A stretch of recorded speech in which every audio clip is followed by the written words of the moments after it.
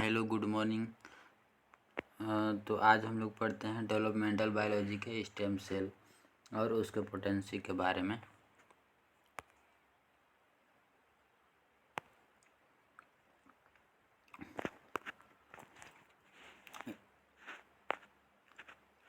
Topic है stem cell. उसके content हैं, first is introduction, definition, type of stem cell, on the base of potency. पहला है totipotent stem cell, उसके बाद प्लूरिपोटेंट स्टेम सेल, उसके बाद मल्टीपोटेंट स्टेम सेल, उसके बाद यूनिपोटेंट स्टेम सेल। सामान्य रूप से पहला है एम्ब्रियोनिक स्टेम सेल, दूसरा adult stem cell. Stem cell renewal, conclusion, then reference.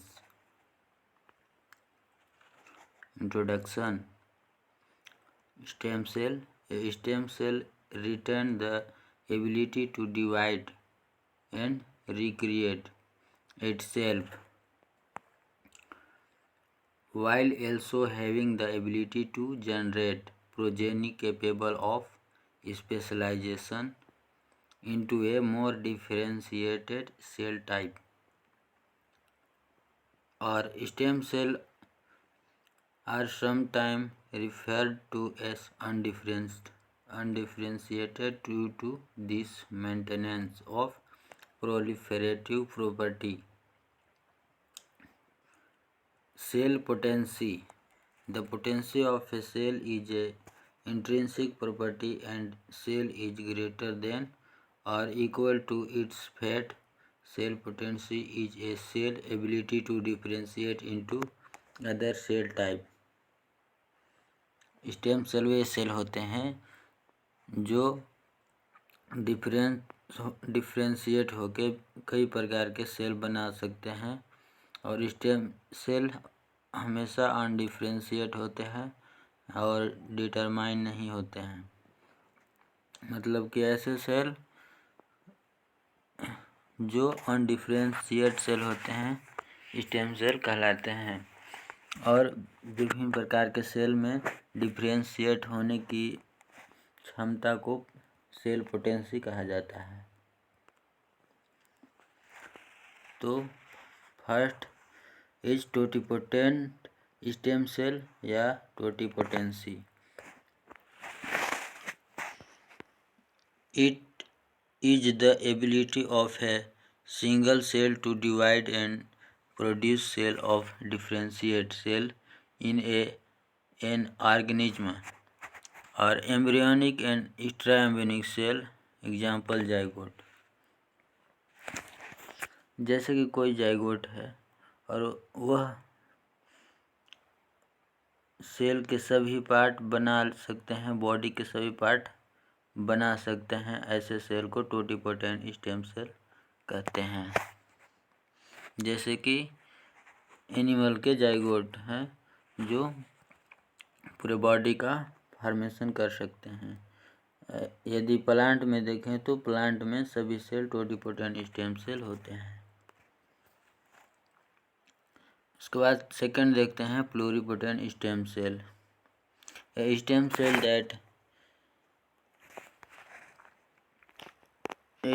Cell that has the potential to differentiate into any of three germ layer: endoderm, mesoderm and ectoderm. जैसे all embryonic cell from ICM मतलब inner cell mass। ऐसे pluripotent stem cell ऐसे stem cell होते हैं जो differentiate होकर तीन प्रकार के जर्म लेयर जैसे कि मेसोडर्म और एंडोडर्म बना सकते हैं। एम्ब्रियोनिक स्टेम सेल के इनर सेल मास जो होता है प्लूरिपोटेंट स्टेम सेल होता है। प्लूरिपोटेंट स्टेम सेल तीन लेयर जर्म लेयर तो बना सकते हैं लेकिन पूरा बॉडी का फॉर्मेशन नहीं कर सकते। जैसे कि एम्ब्रियोनिक डेवलपमेंट में मारूला के बाद जो ब्लास्टूला बनता है उसमें ये देखिए इनर सेल मास है। इस इनर सेल मास के द्वारा तीन प्रकार के जर्म लेयर जर्म लेयर बन सकते हैं, जैसे कि एंडोडर्म, मेसोडर्म, एक्टोडर्म। उसके बाद देखते हैं कि देखिए प्रिमोर्डियल जर्म सेल, जो फीटस अवस्था में प्रिमोर्डियल जर्म सेल होता है, जिसको एम्ब्रियोनिक जर्म सेल कहते हैं, और इसे कल्चर द्वारा बाहर निकाल कर इसे स्टडी कर सकते हैं। उसके बाद देखते हैं multipotent stem cell. Stem cell can differentiate into a number of cell type but only those a closely related family of cell। मतलब मल्टीपोटेंट सेल स्टेम सेल ऐसे स्टेम सेल होते हैं जो डिफरेंशिएट होकर क्लोजली रिलेटेड फैमिली वाले cell बना सकते हैं, जैसे कि ब्लड स्टेम सेल डिफरेंशिएट होकर several type of blood cell बना सकते हैं, जैसे लिम्फोसाइट, मोनोसाइट। यहाँ पे देखिए होम्योटिक स्टेम सेल है जो कि लिम्फाइड प्रोजेनेटर बनाता है और मेडॉइड प्रोजेनेटर बनाता है। तो lymphoid progenitor natural killer cell बनाता है, टी लिम्फोसाइट बनाता है और बी लिम्फोसाइट बनाता है। यह अपने फैमिली से related several stem cell differentiate हुए हैं। इसके अलावा देखें तो माइलाइड, जो कि neutrophils, basophils, eosinophils, monocyte macrophage, platelets और रेड ब्लड सेल अपने सेवरल टाइप के सेल में डिफरेंशिएट हो गए हैं। अब देखते हैं यूनिपोटेंट स्टेम सेल क्या होता है। तो unipotent stem cell, that one stem cell has the capacity to differentiate into one cell type. मतलब टोटिपोटेंट स्टेम सेल ऐसे स्टेम सेल होते हैं जो डिफरेंशिएट होकर सिर्फ एक ही प्रकार के सेल बना सकते हैं, जैसे कि स्पर्मेटोगोनिया डिफरेंशिएट इनटू स्पर्मेटोगोनिया जो सेल होता है वह डिफरेंशिएट होकर स्पर्म का फॉर्मेशन या स्पर्म सेल में डिफरेंशिएट होते हैं। जैसे कि एक प्रकार का सेल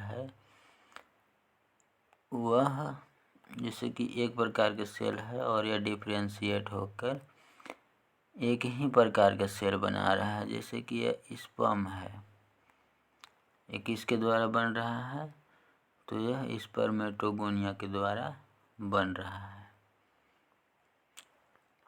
तो ये रहा यूनिपोटेंट स्टेम सेल। अब कुछ टर्म देखते हैं, जैसे कि इसका पोटेंसी है, और इधर ये पोटेंसी जो है ये सेल है जिससे कि बना है। यह सोर्स है कि कहाँ से मिलता है सेल्स। तो सोर्स है जाइगोट। तो जाइगोट कौन सा सेल होता है? तो टोटिपोटेंट स्टेम सेल होता है। उसके बाद blastocyst inner cell mass. Blastocyst embryo के ब्लास्टोसिस्ट इनर सेल मास जो है कि प्लूरिपोटेंट स्टेम सेल है, और यह किस प्रकार का सेल है? एम्ब्रियोनिक स्टेम सेल है। मल्टीपोटेंट स्टेम सेल, यह एम्ब्रियोनिक अडल्ट ब्रेन से लिया जाता है,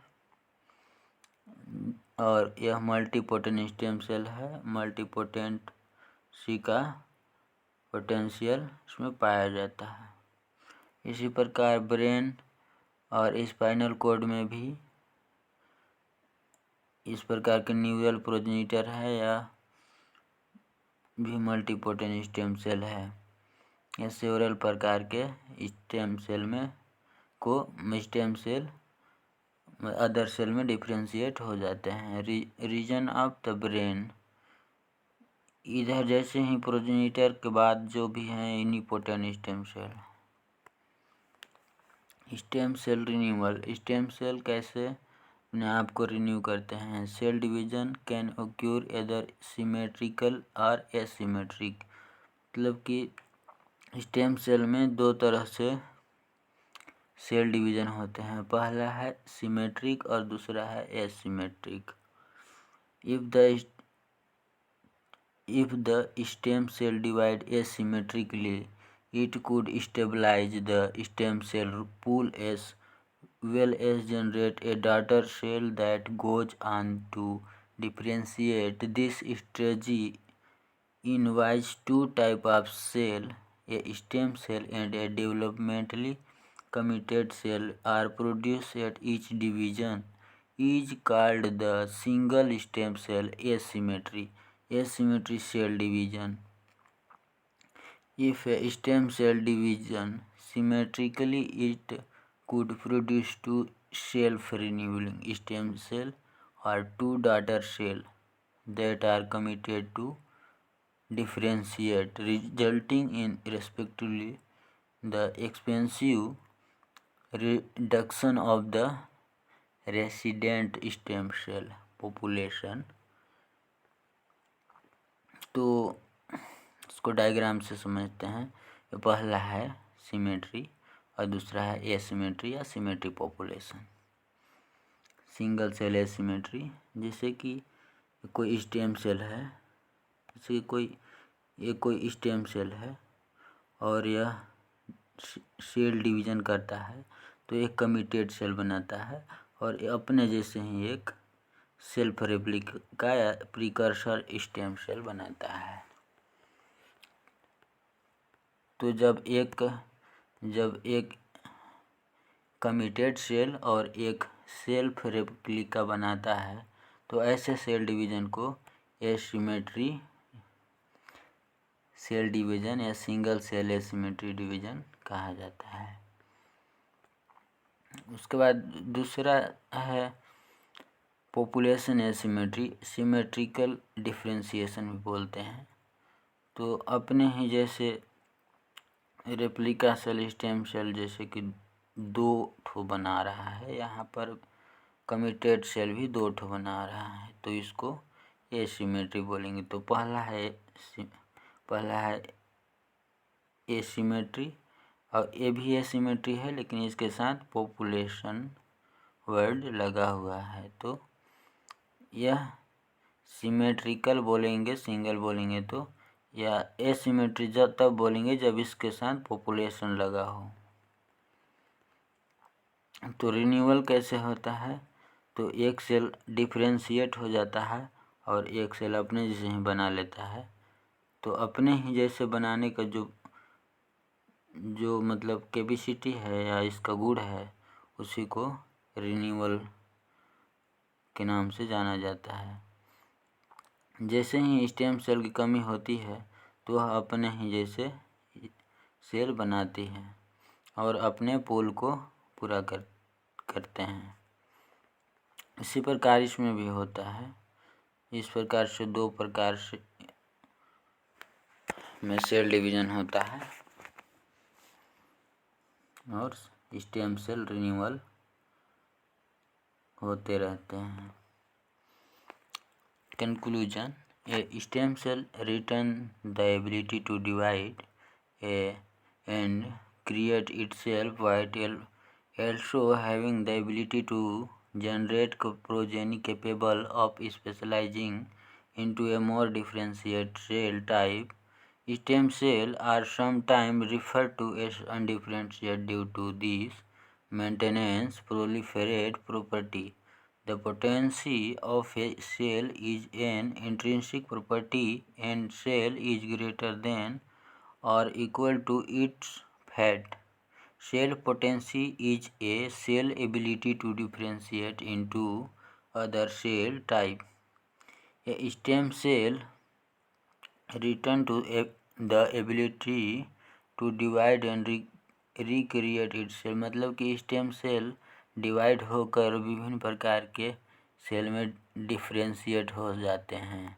जैसे कि कोई स्टेम सेल है, कोई किडनी बनाता है, कोई फेफड़ा बनाता है, कोई नर्व सेल बनाता है, कोई स्किन का सेल बनाता है। मतलब कि विभिन्न प्रकार के सेल में डिफ्रेंशिएट हो जाते हैं।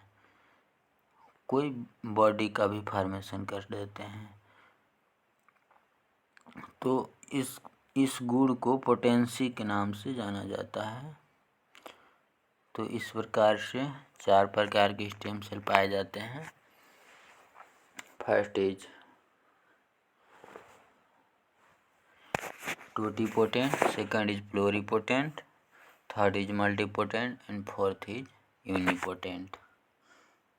इसी प्रकार अडल्ट स्टेम सेल और एम्ब्रियोनिक स्टेम सेल, जो एम्ब्रियो अवस्था में पाया जाता है उसे एम्ब्रियोनिक स्टेम सेल, और जो डिफ्रेंशिएट होने के बाद जो सेल बनते हैं उसे एडल्ट स्टेम सेल कहते हैं। एम्ब्रियोनिक स्टेम सेल में सेल डिफ्रेंशिएट होने की कैपेबिलिटी पाई जाती है, जबकि एडल्ट स्टेम सेल में जो कि सेल डिफ्रेंशिएट होने की कैपेबिलिटी बहुत कम मात्रा में पाए जाते हैं।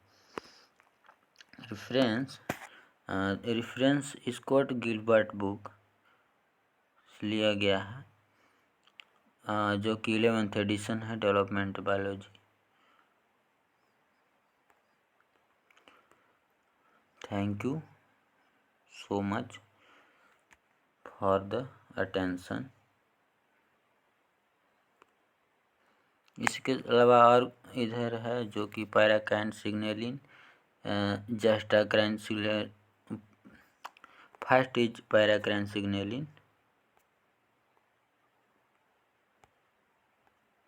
Signalling, second juxtacrine signalling, neurotransmitter release. ये स्टेम सेल है और ये 3 प्रकार के सिग्नल, पहला, दूसरा, तीसरा सिग्नलिंग काम करते हैं एंडोक्राइन।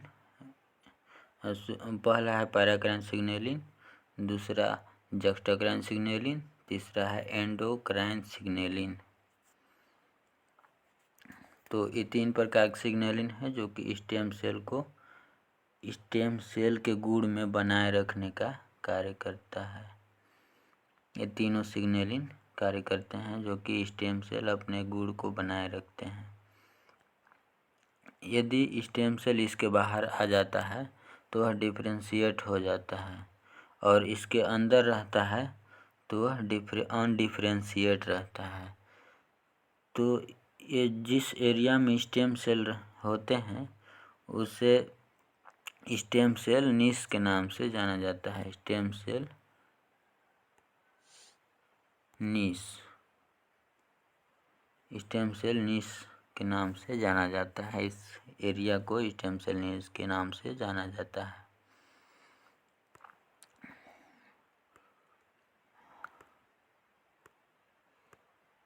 सो होप आप समझ गए होंगे। नेक्स्ट वीडियो मिलते हैं। Thank you. Have a good day and have you have nice day.